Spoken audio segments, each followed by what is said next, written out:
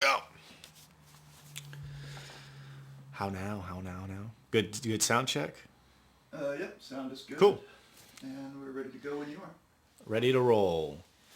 Welcome to Lowriders, another episode. My name is Zach Quinones. I'm a screenwriter, moderately successful, mostly a failure. Uh, Another video. And today what we're going to talk about is what it's like to get your screenplay rejected multiple times and you see nothing but hopelessness in your future. So So I've had several times over like the last 10 years opportunities to send scripts to producers that are more in the higher tier realm where they work with production companies or studios, pitch to like GMs at different studios. And I've gotten like a mix of responses. I've never gotten like a straight like, we want to buy this from you or whatever, except for maybe one time that didn't work out. But one thing that every screenwriter needs to, especially people coming into the world of screenwriting, is the reality of what rejection is like, because it's a very massive mountain and it's like that pretty much for everybody. I've met screenwriters that write for TV shows that have, you know, agents at some of the big agencies, and they get rejected all the time as well. It's not something that necessarily becomes easier or lesser than, or however you want to word it, as you go up in the ladder. You may get more consideration, I would say, and it's probably easier for you to sort of counter a rejection, but most of us are going to be kind of like bottom feeders, so to speak. And when you get an opportunity to get your script out to multiple entities, personnel, you're going to get probably rejected by 99% of them. So I have a recent script that I worked with a producer on, and it's been making its rounds to some production companies and studios. And these are all legitimate. They've made some of these studios and production companies have made some very big movies. So I'm going to read you some of my rejections. These are 11 out of like the 25. And you'll notice a theme here. So I'm just going to go through. Doesn't stand out, pass. Too traditional, pass. Not passionate enough, pass. Didn't move the needle, pass. Didn't stand out, pass. Didn't stand out, pass. Didn't stand out, pass. Already have something like it, pass. Pass. Pass. Not a fit. Didn't connect with the writing, but a powerful story. Still pass. Pass by a producer who's probably, I think he's produced 4 Academy Award winning pictures. No thanks. So that's basically what to expect. The most important thing is that the producer is very confident in the script. So he's still like pushing forward. And this isn't like, this is common. You know, I have a number of writers that are more established than me that go through the same process. I think one of the other things too is that some of these are very like obviously like pass. Like one of the rejections we got was not interested, but when you get financing, call us. And the producer is like, that's just so that they can get money when the thing goes forward. But the producer base is like, oh, so they in general subconsciously they think that this is a movie that can get financed and made.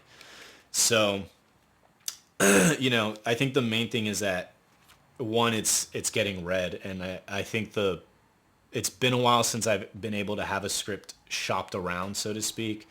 And the most important thing I get out of it, one, is that my name is like at least circulating. The more consistent note we've gotten is that, we want it to be more like XYZ. So that's kind of like, and I'm not going to really go into details because just for the sake, the project is still getting circulated. And so that aspect of that detail, or some of the feedback we got is like the writing, don't like the story, or don't like the writing, love the story.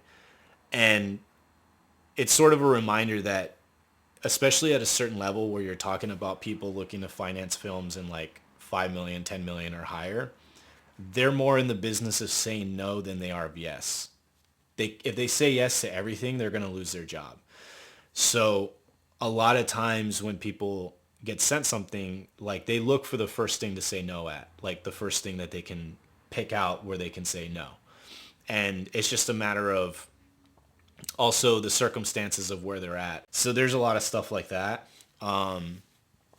But one of the things I want to talk about, not only to give you an idea of like how sterile and callous like a lot of these rejections can be, it can really fucking bruise your ego, and it can really hurt your self-confidence. But at the end of the day, the whole point of this is to like become a better writer. And how do you kind of manage these rejections, because they're going to come in waves. They're going to be, you're not going to ever send a script out to one or two people really at the end of the day. If you have an agent or a producer or a manager that like has your back, they're going to like throw as many darts out and hope they hit a bullseye somewhere. So one of the things I wanted to talk about is like, how do you deal with rejection? The most common, obvious answer is to keep writing. You just have to keep writing. You have to keep working on projects. You can't let a wave or even a single rejection deter you from that. You have to be like really like a combination of an immovable object and an unstoppable force. And you have to keep writing. You have to keep working at your craft. There are so many producers, executives, GMs. There's so many people out there. All you need is one. So that's just really the most basic response to that. The other thing is too, is I think I've mentioned this before, is you can defend your work. That doesn't mean directly defend it against people rejecting it, but sometimes you're going to get rejections that are ridiculous. I've gotten rejections before that I just completely disagree with. And, you can, for your own self-preservation, like really sit there and defend your work and be like, you know what, this rejection is bullshit. And, of course you have to be self-aware and understand when the rejection is justified. But you're allowed to defend your work, and that does kind of help preserve some of your pride a little bit. The other thing is you want to reevaluate and see how you can integrate these rejections in a unique way into your writing. If you're getting a certain type of feedback that's very consistent, they may be all wrong, because it's very possible. I mean, there's been plenty of times where certain writers or creative people in other aspects were told, quote unquote, this is the wrong way of doing things. And as time passes, it becomes kind of like the new thing. So like if I was getting feedback or constant rejection of the writing isn't impressive, that could bruise your ego very much, because you're probably putting in a lot of effort into this and you think like, this is the best I can do. Look at it and be like, okay, well, that's a very vague rejection, but how can I make my writing a little bit more impressive? Like, what are ways that I can do it? And it's just a matter of you sitting down, talking even with other writer friends that you have, and figuring that out. And you'd be surprised how you can evolve and sort of improve yourself just off of that alone. The other thing too is also learn sometimes like rejections are kind of a blessing in disguise. There's been times where I've been working on a script and I'm really, really passionate about it. And like the rejections that I get are kind of a sign that I just need to scrap it and move on. Sometimes, you get too, for lack of a better term, your head up your ass about certain things. And so sometimes getting a wave of rejections can have you take a sit back and be like, you know what? Maybe this script maybe I'm doing a little bit too much, and maybe I should just scrap this, move on, and exert my energy into something new, something fresh, something different that I can actually like maybe execute a lot better. So that's that's really like the last resort of it all. But ultimately at the end of the day, when you're dealing with these rejections, I think the most important thing is to kind of have like the mafia mindset. It's like, it's nothing personal. Most of these people don't know you. They'll never meet you. Or if they do meet you, and it's on a very single layered type interaction. So their rejection has nothing to do with you personally.